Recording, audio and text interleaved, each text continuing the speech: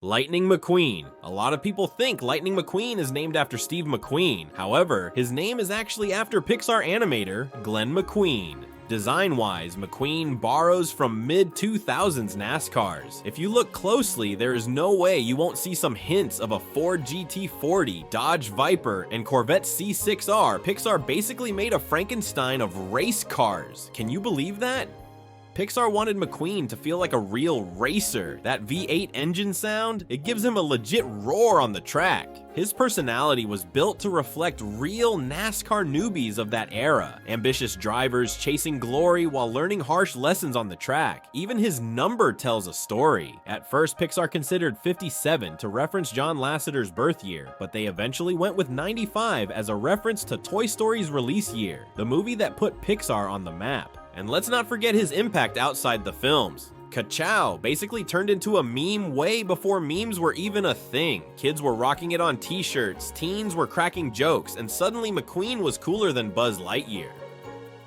Crazy, right? I definitely did not see that coming. He wasn't just a character anymore. He had become the face of Pixar. Pixar made him feel like someone you could actually root for on the track. But McQueen isn't the only car with real racing roots. Doc Hudson. Doc Hudson is one of the deepest and most meaningful characters in Cars, and for this reason, Pixar created him based on the 1951 Hudson Hornet, which is where his name, number, and even paint scheme came from. The Hornet wasn't just a cool car, it was a revolution in racing. The Hornet dominated NASCAR in the early 1950s, winning 27 races in 1952 alone. The Hudson Hornet has a step-down design which makes it lower to the ground and gives it an edge during racing. The inspiration for Doc Hudson came from real-life NASCAR legends like Herb Thomas and Marshall Teague. Both were closely tied to the Hudson Hornet and had massive success in the early 1950s. Herb Thomas especially became the best driver of that era. But Doc's real-life inspiration, Herb Thomas, had his career cut short after a brutal crash. He never got back to his peak, watching younger stars take over. That story is Doc Hudson in a nutshell. In Cars, Doc Hudson tries so hard to act tough,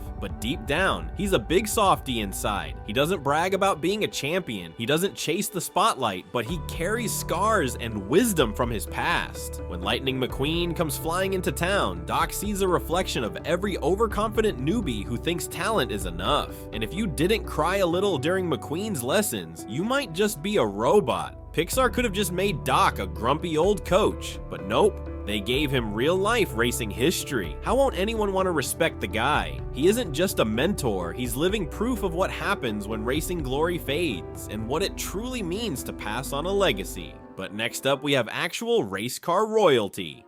The King. The King Strip Weathers is one of the coolest characters in Cars, and he's got a real-life NASCAR inspo behind his creation.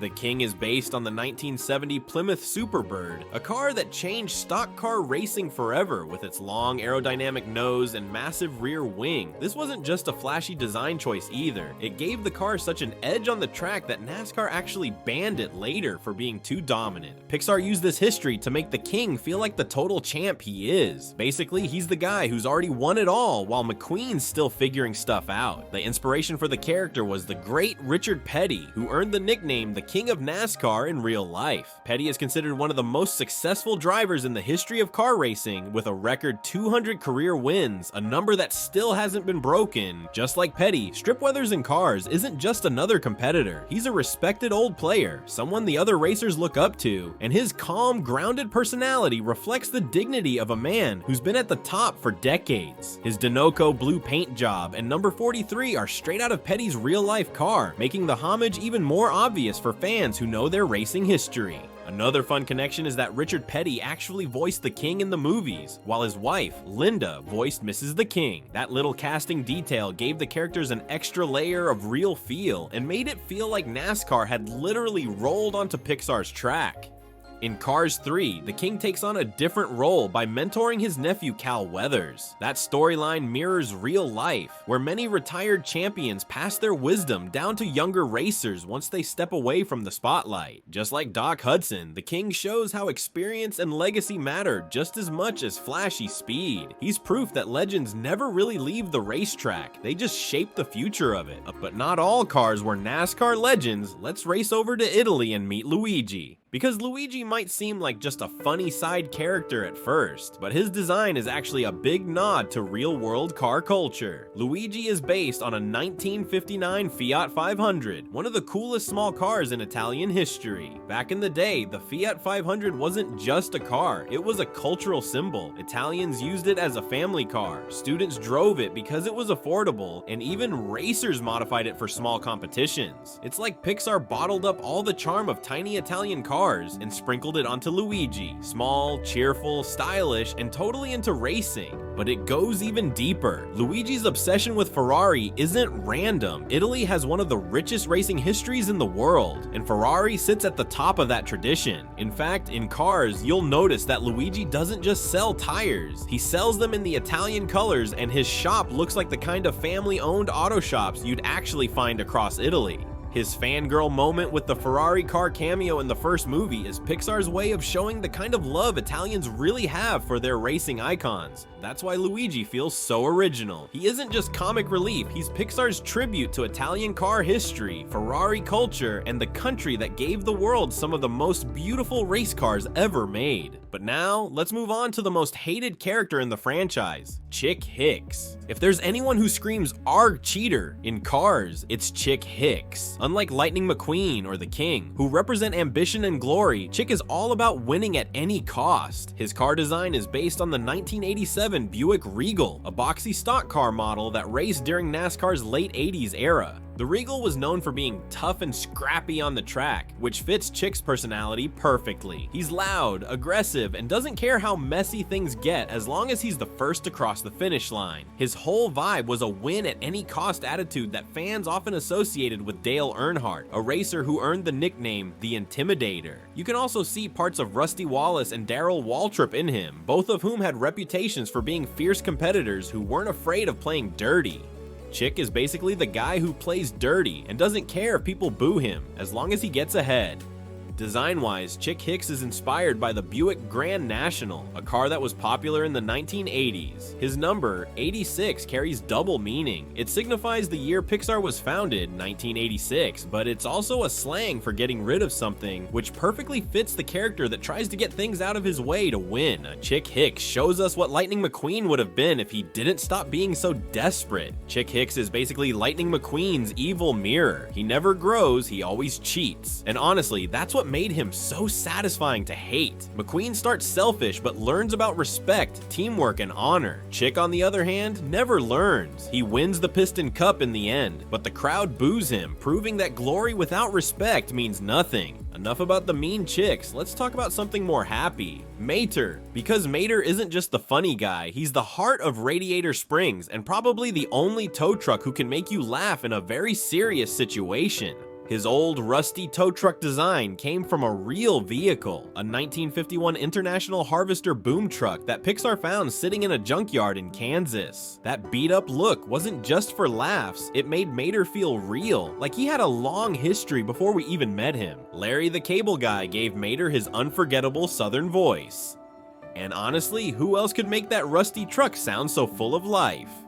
Larry tried a normal voice first, but it didn't work. His country vibe Pixar over instantly did. That's why Mater's jokes feel so natural. It's like he's not even trying, it's just who he is. Even his name has a joke inside it, and his name is also a reference to a NASCAR fan that the Pixar writers came across during their research. They loved his energy so much that they carried it into the character. Mater's full name, Tow Mater, sounds like tomato, which is another reference to the real Mater who loved tossing tomatoes on his family's farm. And the way he acts was partly inspired by a mechanic Pixar knew in real life, someone who always made people laugh with simple, weird, goofy wisdom every single time. Mater became so popular that Pixar gave him his own short film spin-off called Mater's Tall Tales, and they also made him a main character in Cars 2. Some fans say he stole Lightning McQueen's spotlight in Cars 2, but that only proves how big he became. Mater, who was originally just comic relief, later became one of Pixar's most loved and unforgettable characters. But Mater isn't complete without his hometown, so let's move over to that now. Radiator Springs. Pixar didn't just invent Radiator Springs out of thin air, they actually drove Route 66 for research. How awesome is that?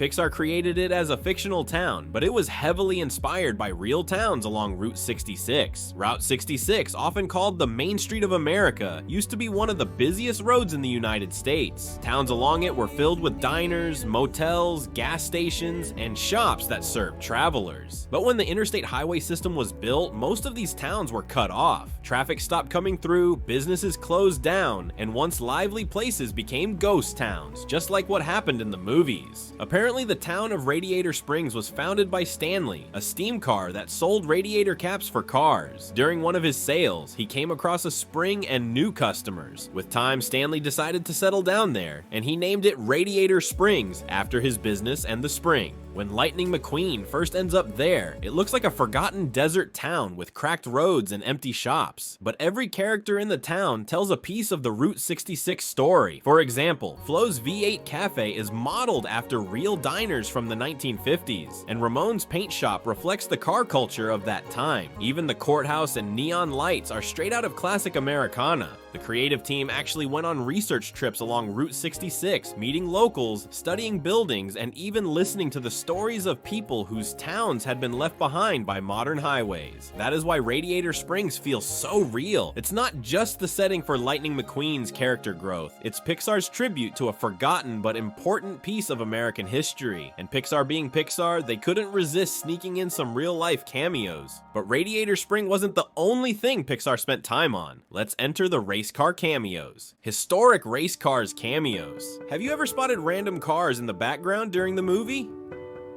Nope, they're legit racing legends hiding there. How cool is that? Many well-known racers make appearances throughout the franchise. Racers like Richard Petty, Dale Earnhardt Jr., Mario Andretti, Michael Schumacher, Darrell Waltrip, Bob Costas, and even Jay Leno. This helped in blending the world of Pixar with the real-life legends of racing and media. Pixar didn't stop there either. They also made references to Arnold Schwarzenegger and Elvis. Even though Sven the Hummer may not be voiced by Arnold himself, it is a clear reference to his tough guy persona. The most memorable cameo has to be the Formula One world champion Michael Schumacher. His Ferrari character shows up in the shop of Luigi and Guido, and for many fans, that moment was iconic. At the start of the first Cars movie, we also spot an Apple car with the number 84. This is a reference to Steve Jobs, who was the former CEO of Pixar, and the number 84 representing the year the first Apple computers began selling. Pixar loves slipping in details like this to pay homage to real-life racing cars and legends. At the same time, it makes the movie feel more realistic by covering up the gap between animation and the real racing world. And finally, we have to talk about the ultimate prize, the Piston Cup. The Piston Cup is more than just a shiny trophy, it's the top symbol of success in cars. Pixar based it on real-life racing championships like NASCAR's Winston Cup, right down to the way the cars talk about it with so much pride. For Lightning McQueen, winning the Piston Cup isn't just about speed, it's about becoming a legend and putting his name in history alongside the winners before him. The design of the trophy has its own meaning too, with the golden wings and the piston cylinder in the middle. It's like a mix of classic car parts and old-school racing awards. It's not just a prop, it tells the audience that in this universe, racing has a deep tradition and glory behind it. Makes you want to grab a trophy too, doesn't it? And in the first movie, the Piston Cup basically brings out the entire plot. That final three-way tie that happens at the end? It shows us that the cup is more than a trophy. It represents humility. Without the Piston Cup, cars probably wouldn't hit as deep. Thanks for watching. Let me know what car reference blew your mind the most. While you are still here, check out this video where we explain every villain from Cars, and don't forget to subscribe.